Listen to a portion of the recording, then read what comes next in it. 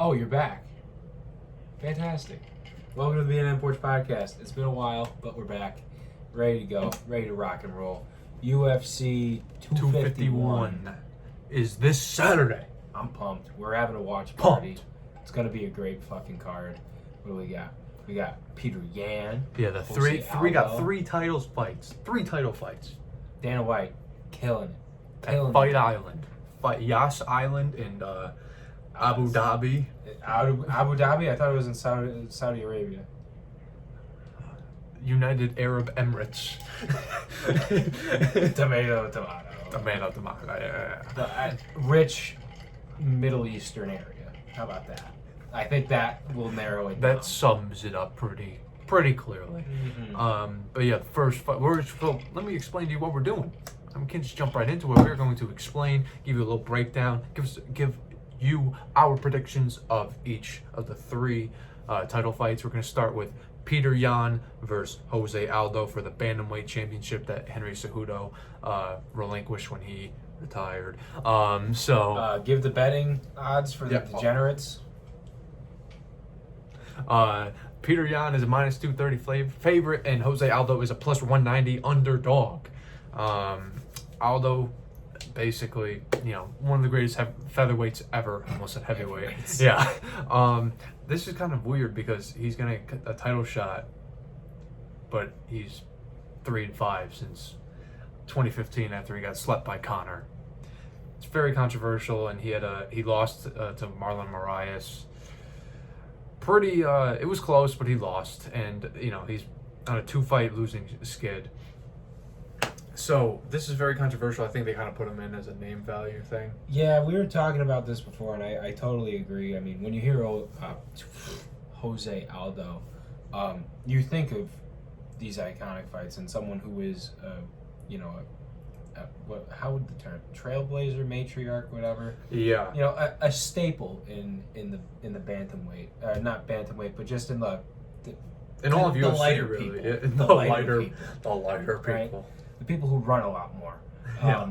So I get it. You want the name value because it's going to bring in people who might not have been keeping up with everything. You know, it's like, oh, I remember Jose Aldo. He was the one who got fucked up by the Irish guy, Yeah. So it's like, I get it. To a point it makes sense, but at the same time, is there more deserving people in that division that could get that title shot and offer maybe a better fight? Yeah. That's the question that needs to be asked. Yeah, exactly. And I feel like I had this conversation today, and I brought it up with you just before we started recording. Like, Aldo's only 33. Yeah. And like he feels like he's been there for so long. Yeah, I think it's way longer than he really has been. I think the thing is too, the amount of time the whole bantamweight and what did he wrestle or fight before featherweight? I feel like they were very overlooked and they were kind of introduced quickly. Like, he fought Dominic Cruz, I believe, to get it going in the UFC, right? I'm not sure. I think he was involved with Dominic Cruz at the beginning though, within that first couple of years of them introducing the featherweight for the men's. But my thing is with this is that there are more deserving people, but at the end of the day, you have 3 title fights.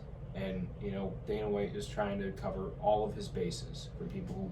Because I know people who don't even care about other weight classes other than middleweight or heavyweight, whatever. They have their weight class and they're in their zone. Yeah. So this is what he's trying to do. He's trying to say, okay, we have the weight class, but now we have a name as well. Yeah. And this is also a great spot for Peter Yan to showcase his ability as well, more so than he already has. Yeah, and Peter Yan is a really, really good fighter. I mean, Uriah Faber back in December on the Colby Covington and Usman card, he beat the shit out of Uriah Faber, stopped him in the third round, and he's 14-1. Yeah, right, 14-1. And he's on a 9-fight winning streak. And that's 6 in the UFC. So he's undefeated in the UFC.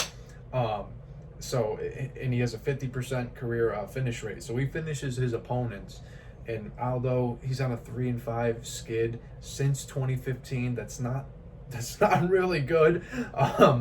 And yeah, those losses came against, you know, a ton of guys: McGregor, Holloway, Volkanovski, who we'll get to obviously, and Marlon Moraes. And you know, they're all very good, skilled fighters, but you know, it's like he used to be able to beat these people, and you can clearly tell that he's on the downside of his career.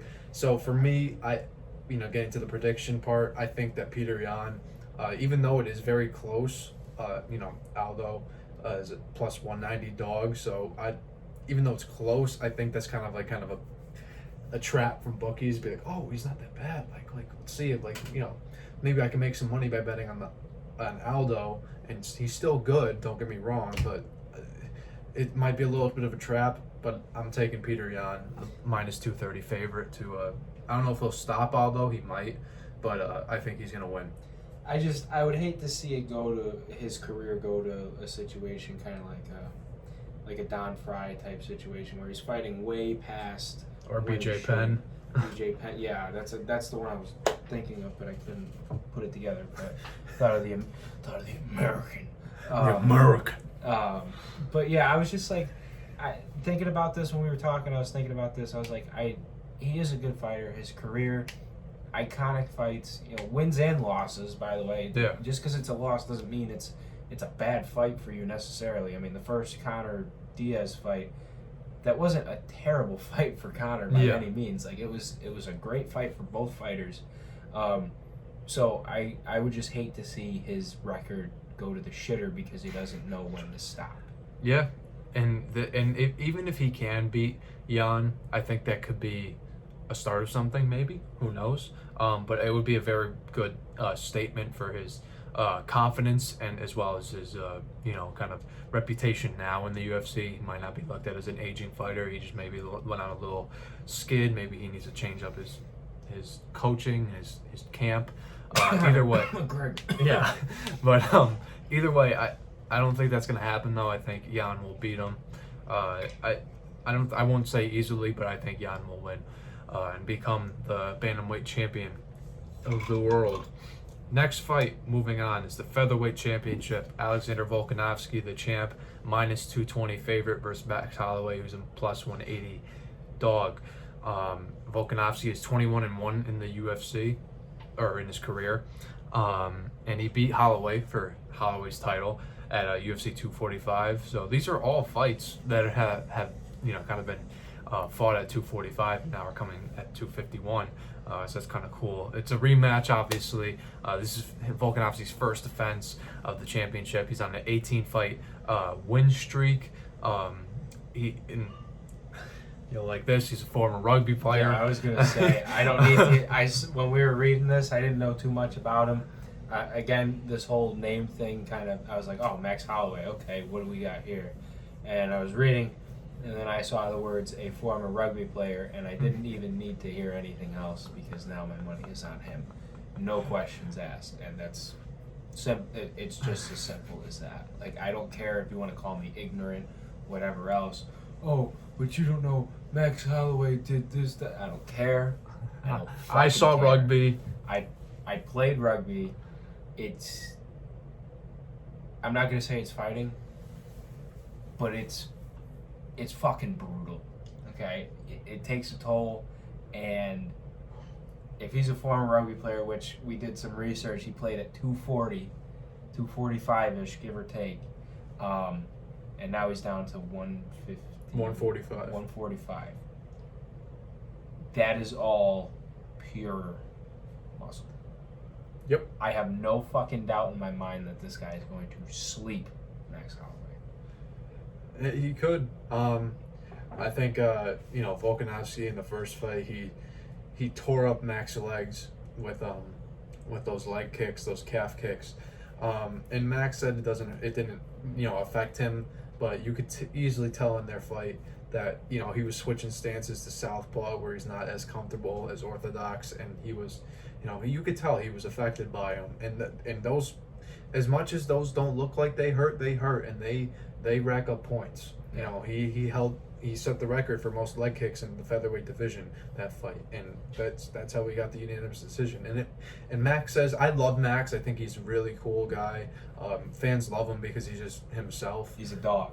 Yeah, and he can fight. I just think Volkanovski, with his game plan, if he can stick to it, Max definitely has to change things up and be able to check those kicks and maybe, put pressure, more pressure on him. But then again, there's risk because Volkanovski packs huge power, being that rugby background, how strong he is. If you look at his fucking legs, they're like tree trunks. Yeah. And he can finish people. 14 of his 21 career victories were finishes. So, it's a very hard fight for Max, I think. And Volkanovski is a dog. I think this will be a lot closer than the Aldo and Jan fight. I think Jan will far outclass Aldo. This one, I think it'll be similar to the first fight. It'll go to the decision. But I think Volkanovski will win and retain his title in his first defense against Max Holloway. And you already said yours, so. Yeah, so I'm short and sweet about this one. No questions asked. So we both got Jan, and we both got Volkanovski. This is moving on. Yeah. Moving on to the main event of the evening. The welterweight championship. Champ Kamaru Usman at -260 favorite versus Jorge Gamebred Masvidal at a +210 underdog. This fight obviously was supposed to be Gilbert Burns versus Kamaru Usman, but Burns got corona and had to check out. So Jorge Masvidal came in. I was yawning, and then I was just like, I forgot that's why he was there. Yeah. So Gilbert Burns got corona, and so Masvidal stepped in. Masvidal stepped in. He's the BMF title holder. I got a question. Yeah. Can he defend the? No, Dana White said it was a one-time thing. Yeah. So and the fight was stopped early. Yeah, that was so stupid. That was such a stupid stoppage as well. I think if anything, they should just have a rematch between them. Masvidal said if he wins the title, he's gonna have Nate fight him for the title again. For the BMF? No, for the welterweight. Okay. Which I don't get. I think Nate is too small for welterweight. I think he's a natural 155er. Yeah. My thing though, I think he'd get destroyed again. I think that if anything, they should just let them have that match again for the BMF title, okay? And then no stop, like, of course within reason, but like have Herb Dean do that one. How about that? Yeah, that one was bad. Like that was like not even like it didn't even look bad. I don't know what the doctor was thinking, and I know Dana White was pissed because he was like, "What the fuck?" Yeah, he got right up out of his chair and was like, "What? Are you kidding me?" That was supposed to go the whole way. Yeah, right? obviously. 100%. Like the baddest motherfucker title ends in a doctor stoppage. It can't. In my opinion, that needs to be rectified. You need to give Nate Diaz just one more shot at that. Because I know Gamebred is more than willing to do so. Yeah. For that or the real title.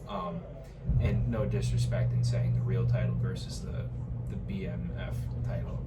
The real title. It's a cool belt, but if you're not gonna defend it, it's like a and it's like a one-time whatever. It's cool. Yeah. It's fucking cool, but I don't know. Yeah, but getting back to the breakdown, Masvidal has had a very, very, very good 2019. Knocked out Darren Till in London or in Liverpool in Darren Till's hometown. Slept him. Then slept Ben Askren with that iconic running. I know. Slept Ben Askren and then beat the shit out of Nate Diaz for the BMF title. He's had a great 2019. He's really improved since he took that hiatus and became Street Jesus. He's just been on a roll. So naturally, and I think he's been wanting this fight with Usman. He felt like he deserved the title shot. That's why he wanted a new contract so he could fight him. And under circumstances that no one really wanted, Jorge is in here now to replace Gilbert Burns, like we said. So this fight is very interesting to me and also very hard to pick a winner. Okay. So, Like very hard. I think I can see two ways they both can win. Kamaru, he does what he did to Tyron Woodley for the first 3 rounds. Smushes him. You know, I think Kamaru is a better wrestler than Jorge. Not to take away from Jorge's wrestling, but Kamaru is just, I think he's on another level. So I think Kamaru for the first 3 rounds, he will smush and try to, you know, tire Jorge out with his wrestling, then stand up with him in the fourth and fifth rounds. As Jorge's tired, he might not be able to like strike as well as he would early on. That's how I think Kamaru would win by decision. Jorge, on the other hand, I don't see him winning a decision fight. I think Jorge's best chance is to sleep Kamaru. I agree with that. Because I don't think he can win by decision unless Kamaru's just like, oh fuck my wrestling, like let's just strike. And you can see in the Colby fight that even Colby, who's not like the best striker, not even close to Masvidal's, he was piecing Kamaru up. So it's so hard with this fight, so hard. So my outlook on this is Masvidal is going to win. It's just a matter of if it's going to be, you know, if he's going to press Usman in the beginning, in the first 2 rounds, or if it's going to go the distance down to, you know, round 5, and then that's where it's going to happen. Because there's a lot of things that, you know, everybody can get the best training in the world, and you know, I was born into fighting. I started fighting when I was 5 years old. Blah blah whatever. There's something to be said about Gamebred's background and how he got into fighting, his origins in that, and how he learned originally how to fight and defend himself. You cannot discount that. It was done a disservice. To a degree, it was done a disservice by Kimbo Slice because of how bad his wind was. But with someone like Gamebred, it's a different situation because you have someone who literally fought 4 meals. His only thing in life that he really knew was fighting. So to him, this is it. Usman, I don't know what he did in his past, how long he's been fighting, whatever else. But I can tell you right now, unless he grew up like Masvidal, unless he was in that kind of a situation, I don't think a lot of people have that kind of a dog inside of them. And I think that if you don't count that in making a bet or at least making a decision as to who you think is going to win, you're cheating yourself. If you at least don't take that into consideration. If you take that into consideration and say Usman's going to out-wrestle him and do this and do that and actually break it down, then yes. But if you just say, oh, Usman, because I think he's better. He's got the belt. He's got the shiny shit. That doesn't mean anything when you're in the ring. The only thing that really matters here is this and what you do with these. That's it. Yeah, I do agree with you. You know, Masvidal's background does have a, you know, kind of a impact. But then again, you have to remember that these are not, even when he was, you know, 18, when he was fighting, obviously that famous video of him piecing Kimbo Slice's protege or whatever, I forgot his name, Yeah. but you know, when he beat his ass. Well, that's different. Yeah, but I guarantee you a lot of those fighters were just like that. And Jorge was just on another level. You know, this is, even if Kamaru Usman was in that same position, he'd be doing the same thing that Jorge did. But he was never put into that position. No, and that's my thing. Yeah, I get that. But then, my point is that Jorge was doing that to people that are not even close. They wouldn't even be in the UFC, let alone Bellator or whatever. You know? So, yes, it's impressive. It's young. He took the fight on 5 minutes' notice, apparently, in that video. Showed up and just beat his ass and left. But, you know, that does show that he will fight anyone, anywhere, at any time, at any time period. But the level of competition has to be taken into effect. You know, this is not him going into a fight with whoever that fucker was. He's going into a fight with a champ who dominated Tyron Woodley, who many say is the greatest welterweight ever. Then he beat up Colby, who gave him a good fight. He showed great improvements in his striking. I hope Jorge knows it, and I hope he's been training for someone like Usman. Oh yeah, 100%. You know, I hope because he's in fighting shape. He did say it to cut 20 pounds, but still, he's been training. You know, he's been ready. I hope he's been training for, like I said, someone like Usman, a wrestler with some good striking skills too. You know, that's and then that's also a case for Usman. He's been training for Gilbert Burns, who is more of a, somewhat, not as much as of a striker as Jorge is. He's a very good striker. But now Kamaru is now going to have to switch up. Like, oh, Jorge is just, striking. He's lethal on the stand-up. So that's why it's so confusing for me to pick someone. Imagine being them. Yeah, I know, right? But I guess we're going to have to pick. You say Masvidal, right? I say Masvidal either right out the gate or final. It's not going to go to a decision. I don't think if Masvidal. You're saying if Masvidal wins, it's not going to decision. Correct. And if Usman wins, you think it'll go to decision? Yes. Okay. Masvidal is not getting knocked out. It's either going to be Masvidal knocking him out or Usman winning by decision. Okay. That's my final. I think personally, Gamebred is going to win, but either way, no matter how you break it down, that's my statement. Okay. Now, when I say this pick, it's likely to change, and then change again, and then change again. I'm just gonna go with my gut here. My gut is saying right now. See, it just changed again. I'm gonna say Jorge. Really? Say, yeah. Because you were just literally before we hit that red button right there. I know. Like I said, I thought we were gonna have a nice little banter back and forth. I was gonna say Kamaru. That's why it changed again. You did not influence me because this has been going on for every single day. That's why I'm so excited for this fight. Got a lot of money riding on it. Yeah, this is a game time bet. Okay, this is a game time bet. Yeah. Game time bet. Okay. But I'm gonna say Jorge because I think Kamaru's never fought a striker like Jorge. Even on short notice, I think Jorge's been preparing for this fight. He was expected to be on this card to fight Usman for the title. So hopefully he didn't lose focus in that. And I agree with you that if Masvidal wins, it's a TKO or KO. Don't matter when to me, but some point in the fight, I don't think he wins by decision because I think Kamaru wins by decision. Yeah. So I agree with you with that. Likely to change. Tomorrow I might be Usman. Saturday in the afternoon I might be Masvidal, and then I might pick Usman at the very end. So who the hell knows? But check our as Instagram. of right, yeah. Check our Instagram. We will give you before the actual during the prelims and whatnot. Yeah. In that intermission time in between prelims and main card, we will put out a post, and he will give his final decision as to whether or not it's teeter-tottered. Yep. Before the main card fights start, I will have bets locked in this bet locked in. I'm taking Volkanovski and I'm taking Jan.